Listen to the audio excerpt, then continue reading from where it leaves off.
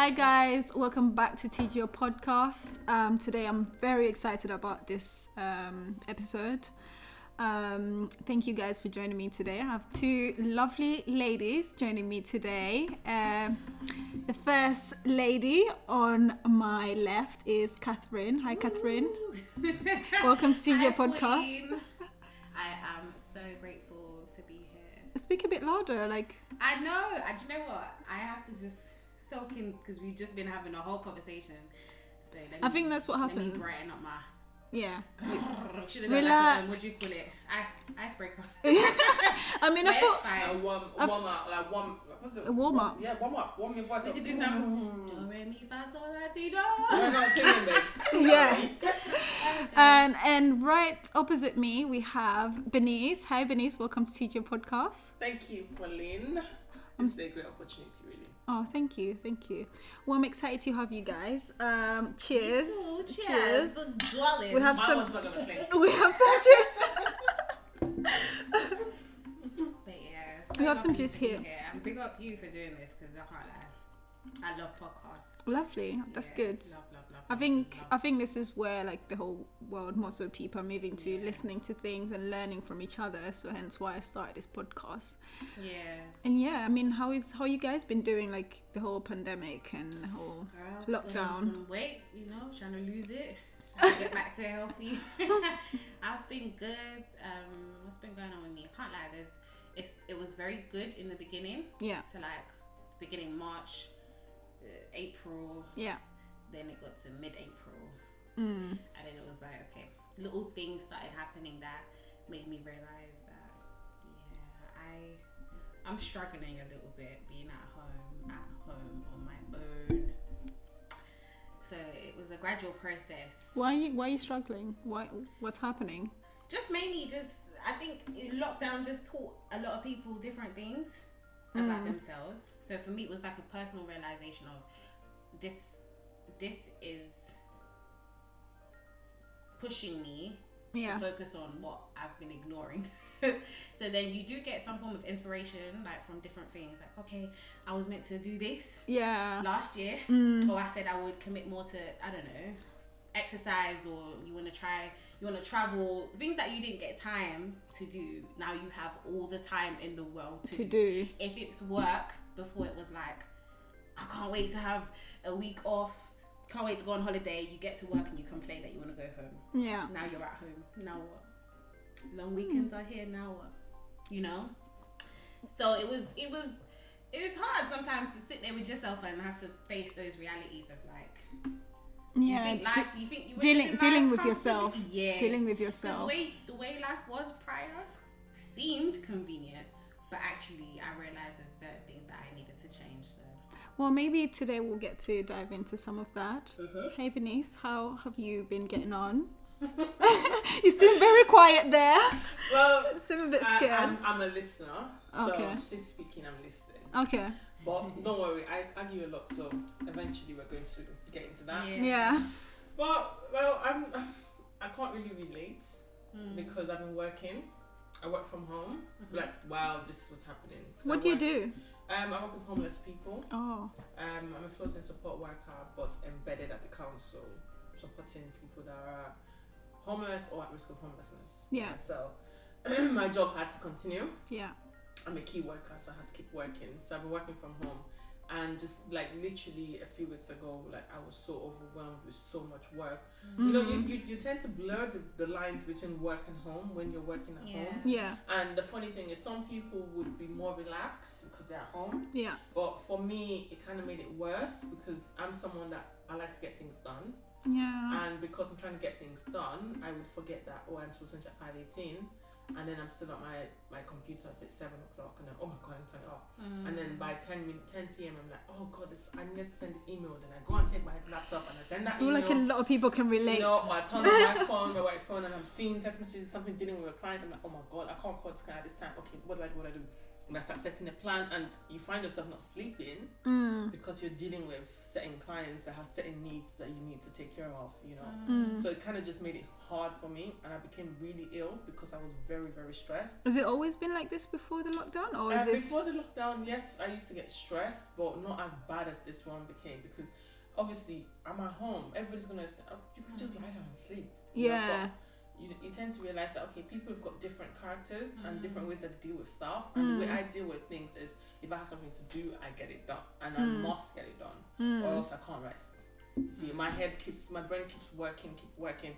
I'm sleeping and I remember something. I just wake up and turn on my phone. Yeah. You know, and my god, that's so strange. So I was just so stressed, and I was like, they're not paying me any extra money to do this. You see, and because my referrals come directly to me. So when do you know? So when do you know to like switch off? Like, you know, I've done enough. I think I need to switch off now. It's my time. I'm still learning, because if I didn't have to go through this stress that my GP had to sign me off work, if I didn't have to go through that, I would not have I would literally just sit down and break into tears. Yeah. That was what stress. Do you know what? I did go through something similar. Like, I think just the end of Feb. But that was literally before lockdown, and I was just, it's like, I need a break. Like, I just can't be looking at the laptop. I just need a break. Yeah. I feel like I'm breaking down. So I feel like there I can totally relate. So I'm sure a lot of people, especially what you said, Catherine, like you're dealing, like everything's just facing you now. There's no escape. Like you're free. You're at home. COVID as well. It's not like there's one person dealing with it, then you're not dealing with it. The fact I'm a key worker doesn't make me exempt from COVID, and doesn't mean that there's nobody around me that's dealing with COVID. You know, everyone so is. I lost people to COVID myself, and dealing with that loss. Some people are losing staff, people are losing their jobs. When you're dealing with all of those things at the same time, as also working, you have the emotions like on a high. Because there's all of this lockdown, this pandemic going on. There are people that are not working, and you're feeling for them. And then there's your job, and then you have clients that are just gonna keep telling you what problems they have, telling you about their problems. You know how hard it is to listen to people's problems. When you have to deal with people's problems, there's so much of it, and I think it's really like an onload. You're loading so much. That was it. And you know, at that period, I was having, because obviously my referrals come directly to me. Yeah. Normally, my team, we have a manager. He receives the referrals, and then those go to the team. Yeah. But my own referral comes directly to me. So I could get like 7 clients, and my team gets maybe each of them gets one. Everybody might can get one, and I get like 7. It's not the same all the time, but it could be. Yeah. So if I was to receive that much referrals at a time, it means I have to deal with all of those people. Assessments, you know, everything. And I hear you on that, because it's not that you don't care about the problems at work or other people's problems, or the fact that there is a global pandemic. It's just that there's this triangle that I always refer to, like recently it's called the Maslow's hierarchy of needs, where you study that in business. Physiological needs are at the bottom, like food, water, air, that type of thing. So obviously, but it's other things. You have to make money in order to survive in this country, like unless you're growing your own stuff in the background. Even then, you've got to go buy the seeds. Do you know what I mean? So you need money in some way, shape, or form to look after you before looking after anyone else. It's not that you don't care. It's just that when you are thriving as an individual, as a whole, then you can care about other people. And you can take it on. When it gets blended and mixed in, that's when you start to fluctuate, and you start feeling overwhelmed. So I definitely agree with that, because most people probably hit that point of, you know, either somebody died from the pandemic, either somebody was in hospital, or you heard of, when you're going on social media, you scroll through Instagram, or RIP to, you know, so you see it, and subconsciously your brain's processing it, so then you become affected by it, but you're just on the laptop. I know. You're on the laptop, and then you're not aware that your brain is processing all these information, so then something at work happens, and boom, it just goes. It's like, I'm stressed, I need a break, I'm gonna crash because I'm burning out here. You know, you run out of supply. I think it takes one little tiny thing, then just knocks you over, and you're that's life. Life comes with its storms, like ups and downs, and then if you're not careful, you get swung with it. So that happened to me. I thought, I'm doing so well. Everybody's on house party. haha, kiki, haha. Yeah. And it was amazing because obviously you get to socialize because you're not around your people, but then not knowing the balance, not knowing how to manage time, getting too relaxed, getting too spontaneous. Like I was saying to Pauline earlier, that I put some extra quarantine weight because I would wake up and I'd be like, today I want barbecue chicken. Today I want, like cheesecake. Today I want whatever, just using these different foods as an example. But it was all spontaneous. And I just left the discipline to the side because I was like, the whole world is going through the same right now. The whole world. Do you know what? I think that was more of a comfort as well. Like, you're thinking, I'm not the only one sitting at home doing nothing, so there's no point working out. I'm not the only one. Embrace my laziness because I know there's 100 million people out there doing it. No, true. My one for me, I was just saying that life is so short. Like I always used to say that. When people do this weight loss thing or they say don't eat that, I'm like, oh God, I wish I could do it. But more than being lazy to do, like I hate workout. I won't lie to you, I hate it. It's too tiring, and I've got asthma, so which makes it even harder for me. Yeah. So dealing with all of that, I don't want to deal with it. But then now that on one side, and then there's now the bit where you think, oh gosh, why do I want to put myself through this stress when life is so short? How about I just eat what I want, drink what I want, wear what I want, and do what I want, and I'm gonna die anyway. It might be next week, So don't say that. No, that's just but what those it are is. the thoughts. It's I the know truth. those are the thoughts that go flying Yes. out of your head though for true. I'm gonna die anyway. It could be next week. It could be 10 years time. It could be a million years later. Yeah, but like if it's thoughts that went through my head. Especially even when it came down to like my spiritual life, the excuses I was making for why I'm not waking up and praying, why I'm not waking up and do you know what I mean? Like certain things that I would do that I know are good for me, like I wouldn't do it. But the things that were flying through my head, like she said, it's just you think, well, what's the point anyway? Yeah. But everything. There's a bloody pandemic outside. Yeah, but everything that's good for you is hard for but you. But this is quite interesting. Doesn't want to do it. Yeah. But when you get into a cycle of like, I know it's not good for me, but I'm just gonna try, and then you do it small by small, you get somewhere. It's just the thought of knowing that you sit there and you try and plan it from like a bird's eye view. Yeah. And then you try and work out the end before even starting the process. Yeah. So you give up, and you're like, tomorrow. Next week. Alright, when outside opens. Do you guys dwell on those thoughts? Like yes. That's just like like I'm gonna die. Yeah. No, of course not. No, of course not. No, that's normal though. Listen, we're all gonna. The truth is that we're all heading to the same place. Guys, you need to tell me. Like I'm here stressing. Pauline just went as soon as she. I was like suicidal. What? No, I'm not suicidal or anything. I'm not.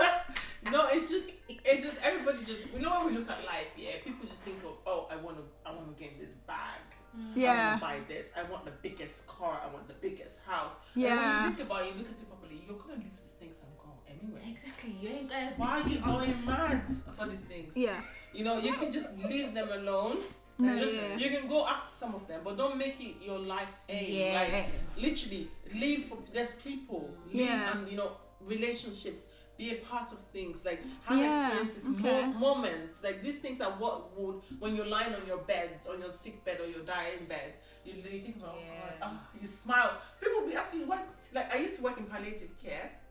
So I used to see that's end of life for people that are dying. Okay. So I used support them. Wow. So I used to work in that, and I used to see a lot of people. Some of them would just be so peaceful and just smiling all through it, and you'd be like, this person's supposed to be in a lot of pain. What's happening? And it's just like, I've had fun. And it's not even about, I think most of the time they just remember the things that they experienced. Yeah. And like relationships or memories or happy If it was a man and maybe you saw his wife come into the room, the smile on his face, you can tell that he remembered something that they did together. So that's not a work deadline. No, I'm so proud that I met this work deadline. Do you get thinking about that? All right, I get it. No, I get it. I woke up every morning at 5 and it was stressing me out in the winter. I bought the biggest car. You never think of that, like the stuff that was hard. You deal with people, and it's funny because when we're young, we just think about I want to be that. I want to be an astronaut. I want to be a lawyer and stuff. And then when you grow up, you realize that you start aiming for a relationship. Have you realized that? When we're kids, I think you should identify what is suitable partner will be for you. But when we were kids, we kept saying, I want to be a doctor when I grow up. I want to be this. I want to be... Nobody ever said I wanted to be a housewife. No. I can't lie. I grew up on Disney, so I think subconsciously... So you wanted to be a housewife? No, not necessarily a housewife, but I grew up with the fairy tale ideology, Yeah, we all did watch Disney now. Cinderella and them stuff. Girl. We all did. Bella, look, we all did. I actually never felt for that Disney stuff. I loved all of that. Oh my God, I loved all of that. But I never had my... Yeah. But I never had my head on being somebody's possession. Yeah. Possession. It did come across like that. Yeah, it would pass, but I never wanted that. I always wanted to be like this powerful person in the society, someone that says court. You know, I wanted to be a lawyer so bad that every time I saw someone, any movie powerful figures. You know, I'd be like, yes, that's me, and stuff. And then I get to 18, 16, 17, and then you start realizing, oh, I want a relationship. I think it also wanting somebody. It's also to do with like, because when you're young, you don't really have any emotions in terms, and then when you become a teenager. Your hormones. You start looking at boys differently. Are you sure? Yes, you start looking at boys differently. Even when you're a tomboy, I had a boy that I liked, yo. Listen, I was 9 or 10. I had this boy. But it's not the same when you turned, say, 14 or 15. It's not. It's the same for me because obviously when I was younger, like up until like I was 15, 16, I always used to say I didn't want to have sex until I got married. Do you get? So my relationship idea was just to get married. From like 9 or 10, like there was this guy. I married him so many times. Yeah, in your head. No. We actually had ceremonies. Like we were kids. No, we were kids. You already called yourself Mrs. His last name. Yes, I wanted it cool. I was a boy for the longest. Yeah, and I had this friend. Yeah, that used to say, "Oh no, he doesn't see." I was like, no, guys, leave this thing. I must marry this boy in this lifetime, man, girl. My guy's got a family. When the last time I met him, I was like, oh yes, dream husband. Because I was single at the time, you know. I was like, oh yes, finally we get to meet when we're grown up. Let's see how he's going. Sister, he's married. He's kind of married, like in a relationship. Well, yeah, they have kids. And I was like, oh yeah, it's not gonna happen. And that's the thing. Most of the backgrounds, like I grew up in a sheltered background, so there was no conversation about marriage, men, relationships. I don't know about you, but did not teach me. I think, and she didn't even speak of it, as in. I can totally relate to that. No man was growing up in the house, and so for me, it wasn't like off the forefront of my mind. On my mind. So I agree. When you say that it was something you all of a sudden come to a realization of because you realize it's a human need. Yeah. Like you need a companion, or you now start, boys might start to give you attention in one way, shape, or form, or you might have crushes. Like I used to write on my planner, I love so and so. Please believe. In primary school, that's where Boya was. Yeah, oh my God. I'm done with these two. Only when I came to this country, growing up in Uganda, boys went. You don't grow with that. Nah.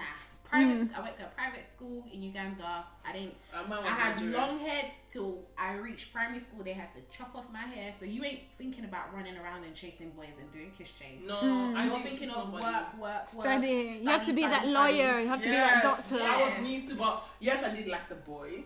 You know, I did. One boy. I'm telling you, I like that boy for so many years. Did you grow up here? Or Nigeria. I went to school in Nigeria. Listen, it was more like, I think because I used to go to a lot of weddings growing up, I was a little bride for so many. Babe, I got tired. I feel like you guys when I say you guys, quite generalizing, but like the Nigerian culture or something, even African culture, it's like you attend a wedding, especially like the traditional wedding. You see how exciting it is. You want that for yourself. So much. That's what happens. Not knowing that stuff takes so much work. That's it. Because when I was a kid, I was a bridesmaid, like a little bride, so many times. Girl, my mom made me a lot of people's bridesmaids too. People I didn't even know. I don't know if I got paid for it, but you know. No, nobody paid me for that. I was, that child. She's so cute. Come on, little bride for me. Girl. Yes. I was rebellious by nature. So certain people, I can't remember which wedding they said that I got over the church part, and then I just didn't want to do it no more. And they put all red lipstick on me. Oh really? Yeah, red lipstick. And I actually visually remember. Did they even do your hair? Yeah, they'll make do you know Uganda?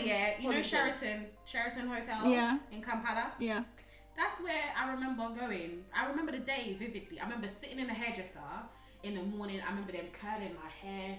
I remember them putting the whole flowers. It was cute, you know. You obviously when you're young, yeah. It was fun. I don't know if I was 9, but it was definitely. I remember my uncle's wedding in '99, and they literally. I feel like that's years ago.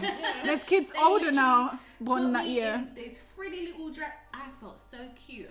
But let me tell you something. I was a child, so I could only just about do the petals, throw them on the floor, get to the church part. After the church part, I just wanted to play. Like I just wanted to. Mine was different then. That's different.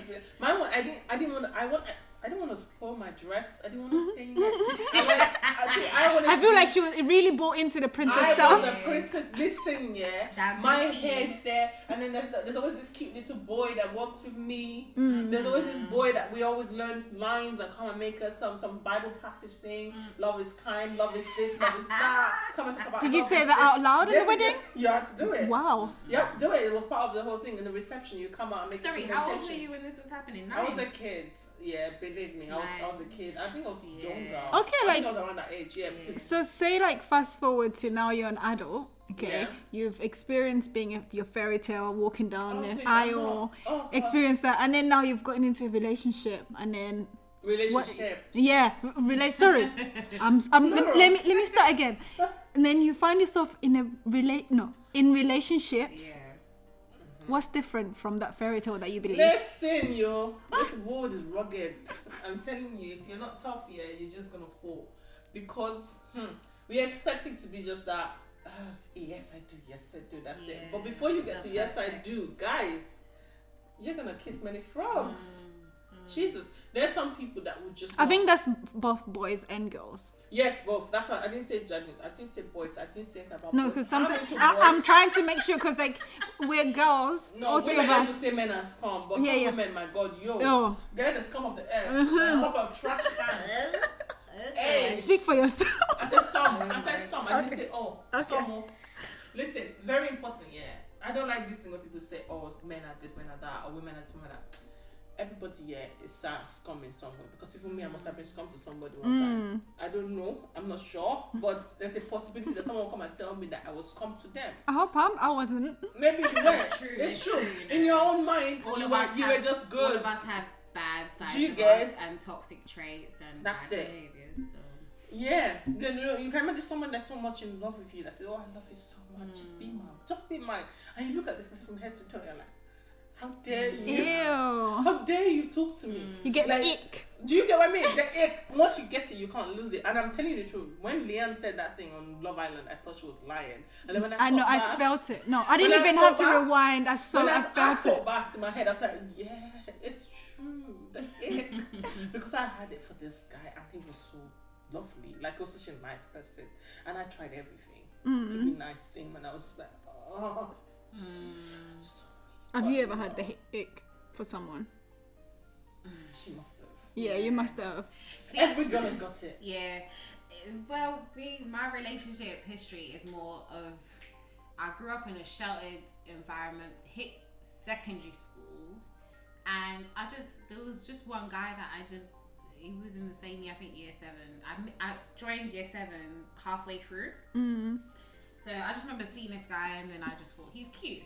But wait. So in year 7, you're like what, 11 years old? Yeah.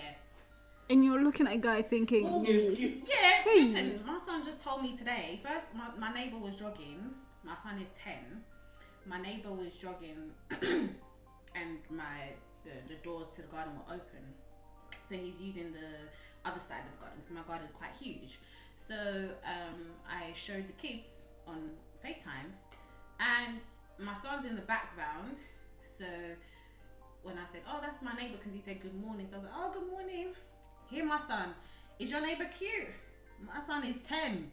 He has never said anything. Yeah, but he has probably heard it from somewhere. No. The kids of these days, let's not wait. They're not the same as us. We pick up on things anyway. They're not the same as us. But even then, we pick up on, just as human beings, you pick up on stuff. Like, I remember when I was young, I used to know who was cute and who wasn't cute. Like, as in school, who I found attractive, because I think I don't think beauty is in the eye of the beholder. For me, like, she's so beautiful with her nice beads. Look at her. Why she had that kind of hairstyle? Yeah, but what I'm saying is, essentially, like, I think that we as human beings have the ability to know when we're attracted to something.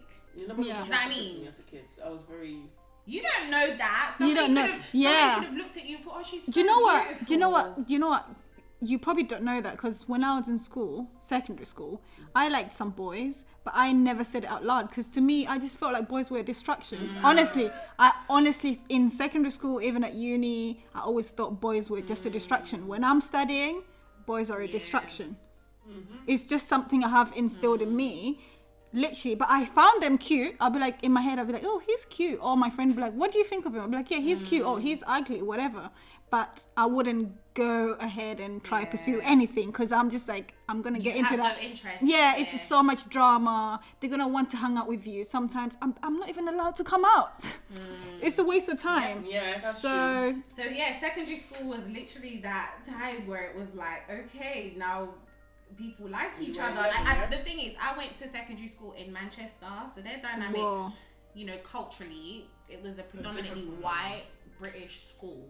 So you did have some black people, but it was very few. In my year, me and one other guy were the only two fully black people in our year.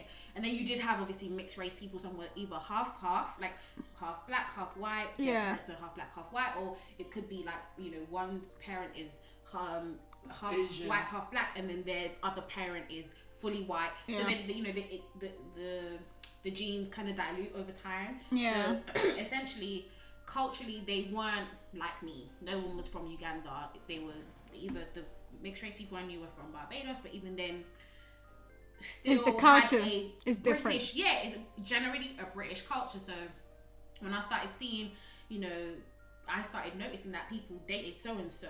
And it would be this thing of, oh, so-and-so's going out with so-and-so.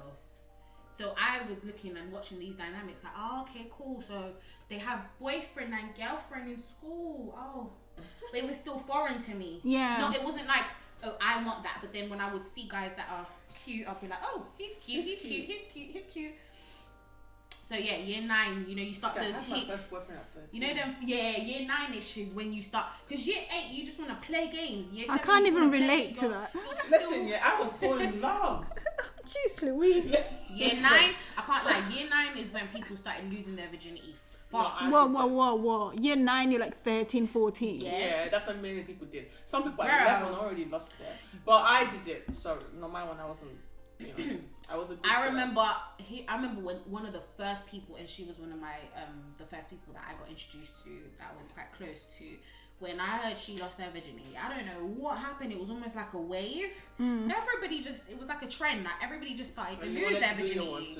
Girl, no, I'm left school a virgin, please. Me too. High five. There you go. I am so happy for you too. You didn't? I left school a I'm virgin, telling you, boys were a distraction, and that's the question you asked me. Yeah. There was the odd little kiss here there, but it weren't serious. No, I had my first kiss at 13 as well. I was so And strict. every time he kissed me, I'd be like, no, I don't want to lose my virginity. I didn't even know what I was doing anyway. I didn't even know how to kiss. I didn't know how to kiss. Oh my god. Let me tell you a little embarrassing moment, but this was to show you how much I was so unaware. So obviously we moved to this country and I have sensitive lips. So my lips get dry quick in the winter. So there was one guy who, I think he liked me, and he would tell my friends that he liked me. I didn't really like him that much. I think I just liked the fact that he liked me. Yeah, there's that as well. So yeah, we were one day. This was after school. Was at my friend's house, and he came down. When I say I don't even remember why or how I went to go and kiss. I don't know how it happened. Basically, it happened. The boy said to, I think he didn't tell me He didn't tell me straight away. But I think either he told me another time, either he told me or he told one of my friends, and he said her lips were like sandpaper because her lips were dry. You know, I have sandpaper. That's so sad. No, that's listen. It is sad because some idiot like wait. What? That's so sad. It's not fair. Teenagers, kids are mean anyway. Like, no. But he was one of. But you're young. We're 14, 15. Like, what knowledge do we have of this? Is why I stayed away from them. Of course. So that was one of those. That's one of the things that it's just an indication. I didn't know what I was doing. I didn't know what I was doing. Where was this guy from?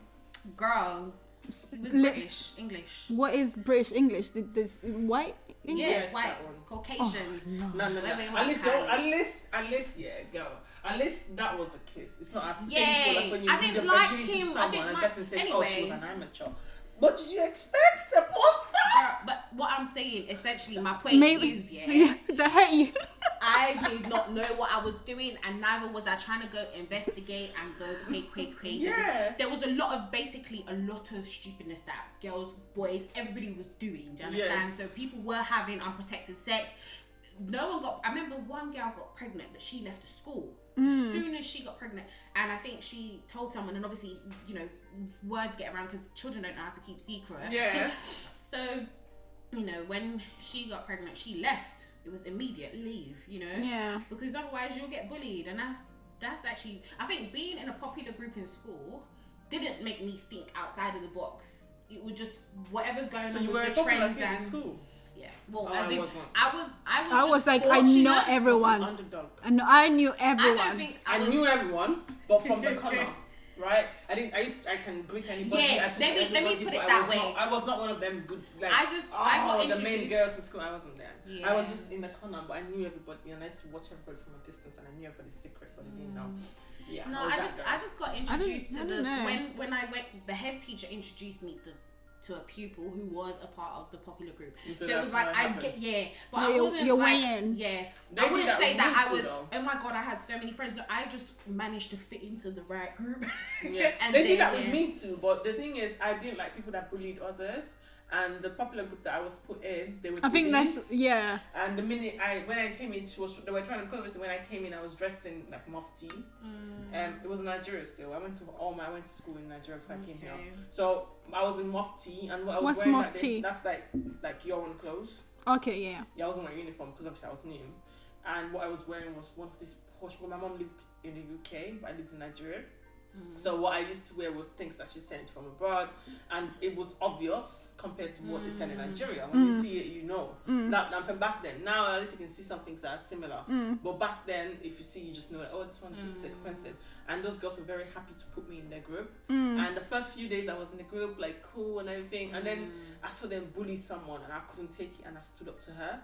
And she was like, you're supposed to be on my side. And I said, why? Not with that behaviour, thank you very much. I was like, why? But you're wrong. And when I did that, she didn't like it. And that was when she now pitched everybody else against me, like everybody else in the group or whatever. I was like, yo, fuck off with your group, sorry, language. But no worries, your group can go to hell. And that was it. And, you know, I became one of the girls that were friends with the people that nobody liked. Yeah. And me, I liked my friends. So if you tried anything, I'll give it to you there. Hot. That's me now. Me then was like, you know, as soon as you hit into the popular group, you just feel comfortable. Yeah. What?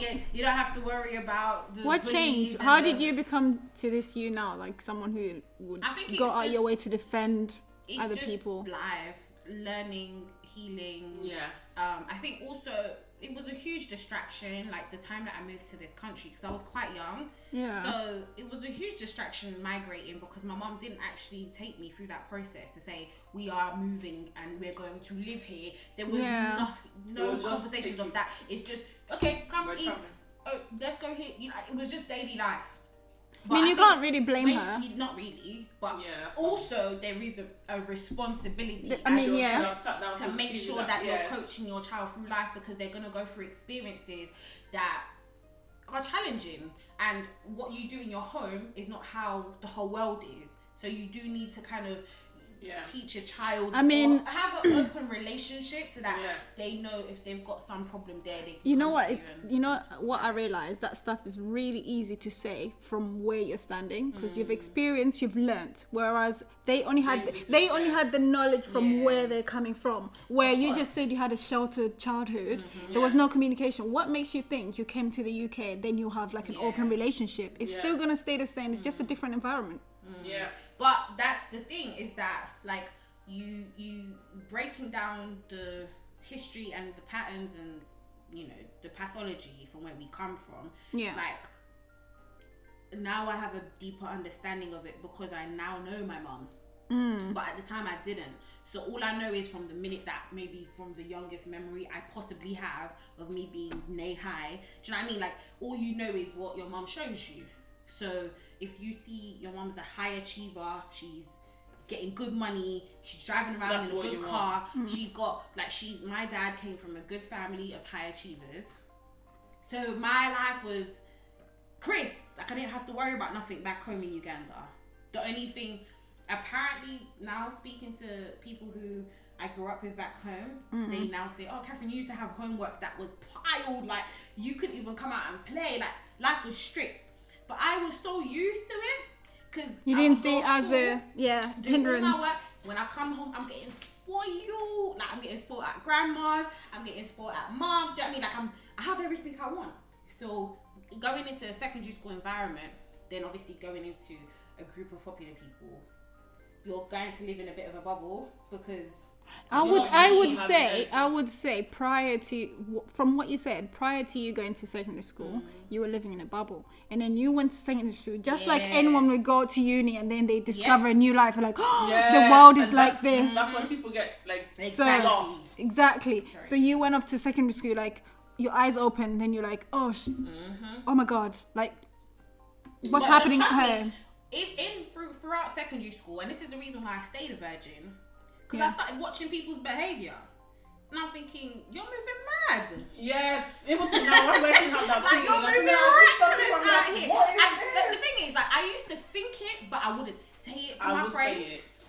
Because it was such a culture, like, it was like, as in people were doing all kind of sexual things in different places. You'd hear all kind of this, that. I saw a post a few days ago when they said at least because of COVID, people will stop sucking dick on the stairs. And I'm like, oh my god, wait, the kids do that? Who said it's stopping people? I grew up in Manchester. Please go and look on the news when you have time, or Google it or something. It was reported exactly what she just said in the news, because that's the town. It's deprived of, like, for example, youth clubs started closing down by year 9ish. Like, there was no funding poured into them anymore. But we did go to youth clubs. I went to youth club as well. The town was quite small, and the activities for children and teenagers, mainly for teenagers, were just rare. So alcohol, weed, clubbing, that type of stuff was just a common thing. You go to school Monday to Friday, from Friday, Saturday, and even maybe Sunday, but Sunday's normally Sunday dinner, chill, that type of day. So Friday, Saturday, you're drinking alcohol, going out with your friends, and smoking weed or going clubbing. Like, I started raving in year 9. Wow, you were so lucky. Lucky how? Well, the thing is, I would... Lucky in the sense that I got to do it and now I'm over it now. I think that's... I'm using the wrong word. You weren't lucky, but to me then... you would have been lucky, because I wasn't allowed out. You should have gone boarding school in Uganda. I went to uni because I went to uni in Nigeria, and it was like 4 years. First year, second year, I didn't even go anywhere close to a club. Third year, at uni, third year, I had this program where I was a committee member to host an event. So because of that, I had to go with some people to get a sponsor. That's why I went to the club for the first time. That is why I went to the club, even though I wouldn't have gone. When I went to the club, I was like, oh, this is what the club is like.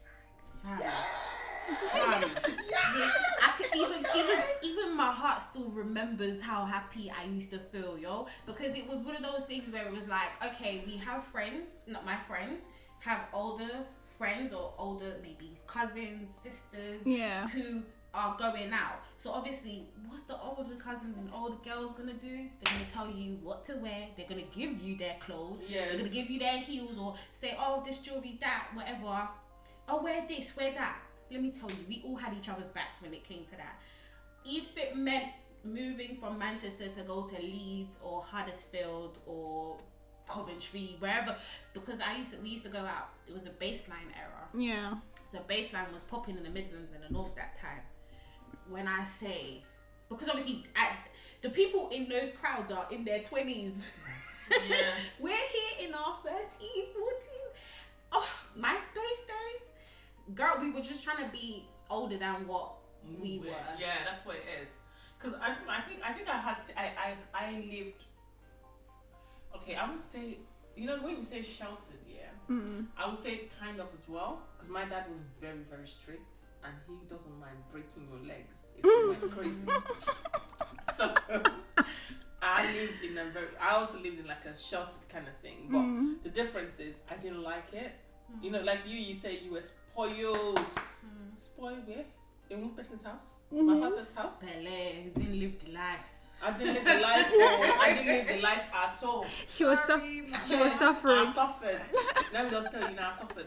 And not just that. There was another bit where you see the outing. Like that's why they say when if you're not introduced to certain things, you tend to see it in bulk and just go. Because that's what you get. That is, that is so true. That's why I'm not an alcoholic. I love alcohol. I'm not an alcoholic because my dad already introduced me to that drink. Do you know what? Do you know what? So you see how we're talking about how like going through secondary school, like I was like, oh, boys no. So come 18, independent woman. Yes. Independent woman. I can do whatever I want. And guess what? I live by myself. I partied to 21 and I was fed up. Literally partied every weekend. I'll be out. That was me. And when I turned 21, I was like, I am done. I am done. I won't be doing this as often. I remember there's times we went out together. Friday, Saturday, Sunday. Out. Hey. And then there's times when I was at uni, I'll even go on Mondays. Yes. I'll be in the club on Mondays. To work, I'll be like a zombie going to work. And do you know what that cause is? Because when you're younger, you're sheltered and you're not let out. You're not like allowed to go mingle with your friends which was in a way now I'm very appreciative of that now that I'm an adult. Because I probably would have like 100 kids and. No, it was. you might not have kids. You might be a pro. Maybe like kids, I don't know. I'm trying to think. That you'd have made, and you'd be like, nah. I'm trying to think. But you know what I mean. I know you. That's why I'm laughing. Yeah, because I would have been out on the streets like doing the most. But because of like I was a little bit sheltered, I knew the balance. I was like, okay, now I've done too much. I know what life is. I know how to get back to have a balanced life. Yeah. I think the only reason why I go to clubs is because I like to dance. I don't know how to dance. You do love to dance. I don't know how to dance, but I love dancing. She loves dancing. So when you put music, I'm on the floor. I'm not one of them girls that you take to the club and they sit down. Hey. I'm the sitting down type. I'm on the floor the whole night going, breaking my back and doing everything. But we all have that moment of like realizing that, okay, we like this party lifestyle, but it can't be every day. Like it's not real life. I'm not a club person. But then also implementing its benefits somehow into your life now. Because I now know, as much as I don't do the raving because I can't agree with just certain things that people do, and I'm from young trying to be older than what I was always trying to be too perfect and classy. So when I'm around certain people, I'm like, this ain't for me. This is, I know what I like basically. But now I know that I need to have fun because I can't just be this whole thing of, oh well, I don't do this or I don't do that. And then people that move like this and they move like, because listen, I went the raving scene, that the baseline scene had its good and its bad. And there was a lot of drugs in the scene. Do you know what I mean? People were taking cocaine, MDMA, all kinds of things in there. So there's certain things that I'm like, even though it's tempting and it's like, oh yeah, this is fun, it makes you feel like this. You can take it, but then it's like, nah, that's really not what I want to do. Yeah. Because in that moment, you're just doing that for that temporary fun, and it doesn't really give you joy. Because what happens is when you get that feeling and you like that feeling, you want to take it again and again, and that's how addiction comes about. Yep. So that concludes part 1. Thank you so much for listening and supporting TGO podcast. I also want to thank Kathy and Bernice for joining me. Part 2 will definitely be up very soon as the conversation continues. Don't miss that. Don't forget to subscribe and follow me on social media, whether that's Instagram, Facebook, even my YouTube channel. So yeah, thank you very much. That's TGO podcast. That's good. All. Bye.